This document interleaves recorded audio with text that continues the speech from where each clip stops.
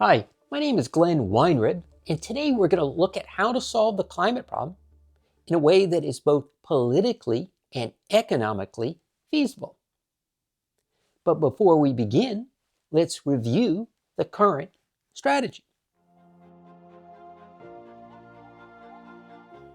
As you probably know, the burning of fossil fuel causes carbon dioxide gas to be emitted into the atmosphere, and this leads to global warming.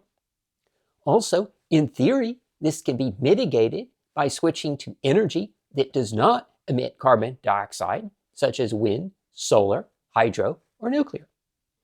But at what rate is this currently being done?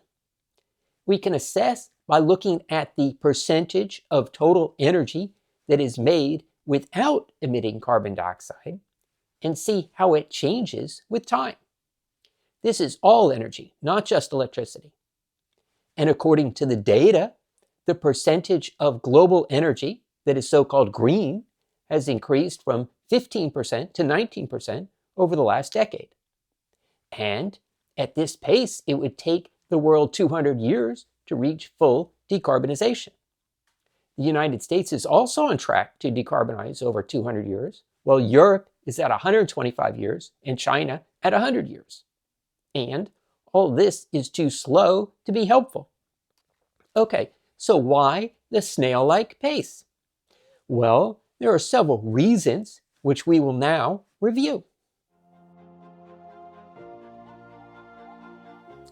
In some cases, the green option costs less than the carbon option, and switching over is easy.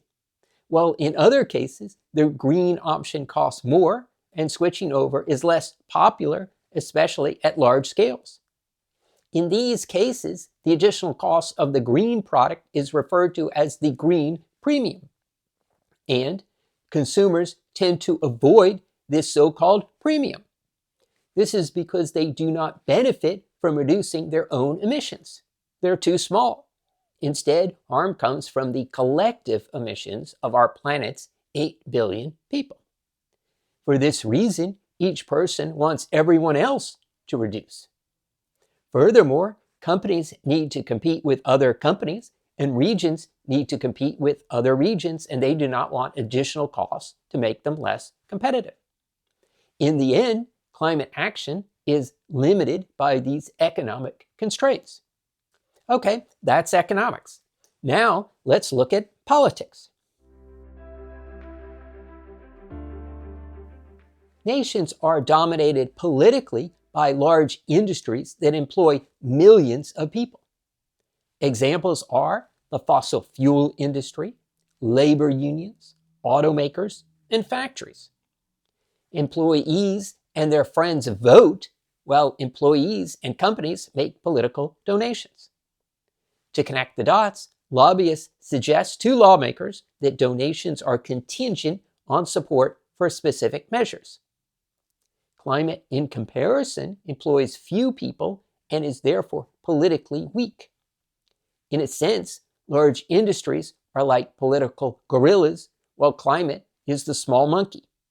And, as we know, the strong sometimes take from the weak. For example, the U.S. Inflation Reduction Act required builders of solar farms to buy U.S.-made solar panels to qualify for subsidies. While this created factory jobs, it also raised the cost of solar farms, ironically leading to higher carbon dioxide emissions.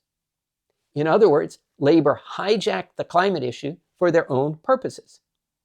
The hard truth is, climate is politically weak, in part due to employing relatively few people.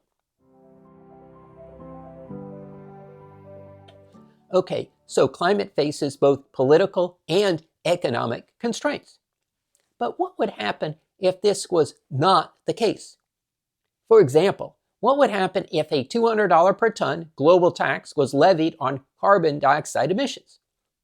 This would cost the world roughly $5 trillion annually, and it is not politically feasible.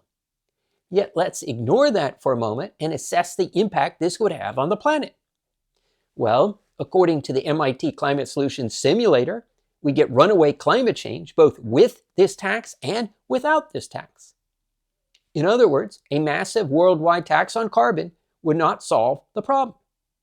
This might seem confusing since we've been bombarded with the following message. Carbon dioxide emissions cause global warming, and eliminating these emissions will solve the problem. However, this is only slightly correct. Instead, global warming is caused by excess carbon dioxide in atmosphere that has been built up over 150 years, plus methane emissions, plus declining sea ice, plus thawing permafrost, etc. The climate problem is like a faucet with several bathtubs. The faucet represents annual carbon dioxide emissions, while the water in the tubs represents global warming. More specifically, the water at the faucet is proportional to the amount of carbon dioxide that is emitted into the atmosphere each year, while the combined water in all the tubs is proportional to the increase in Earth's temperature each year in units of degrees Celsius. The water in the first tub is due to 150 years of past carbon dioxide emissions, not 1 year's emissions. And the water in the other tubs is proportional to warming from methane emissions, warming from declining sea ice, and warming from thawing permafrost. Ultimately, multiple sources of warming combine and increase the planet's temperature. Global policy, media, and activism are all obsessed with slightly turning down the faucet while completely ignoring the fact that water already in the tubs is what's causing catastrophic global warming.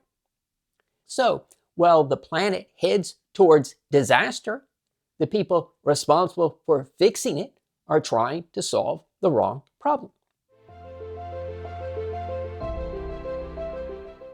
Okay, let's review the key points. 1, climate faces economic limitations. 2, climate faces political limitations. And 3, policymakers are confused. Now, the situation might seem bad. However, there is a simple solution. It is to think of the climate problem as 2 problems and do R&D to the extent required to resolve each. One problem is carbon dioxide emissions, while the other is global warming. We can solve the first problem by doing R&D to drive down the cost of 24/7 green energy to below that of fossil fuel. Consumers would then go green to save money. For details, see climate videos 11 through 17. And we can solve the second problem by doing R&D to determine how to reflect sunlight back into outer space to cool the planet to offset warming. For details, see videos 6 through 10. As noted previously, climate involves both political and economic constraints. However, these do not apply to research and development. This is because R&D can be funded by a small number of high net worth individuals, foundations, and governments. And reflecting sunlight would move forward if sometime in the future, reflecting was considered easier than not reflecting. In other words, a path forward exists, and it is not blocked by politics, economics, or confused policymakers.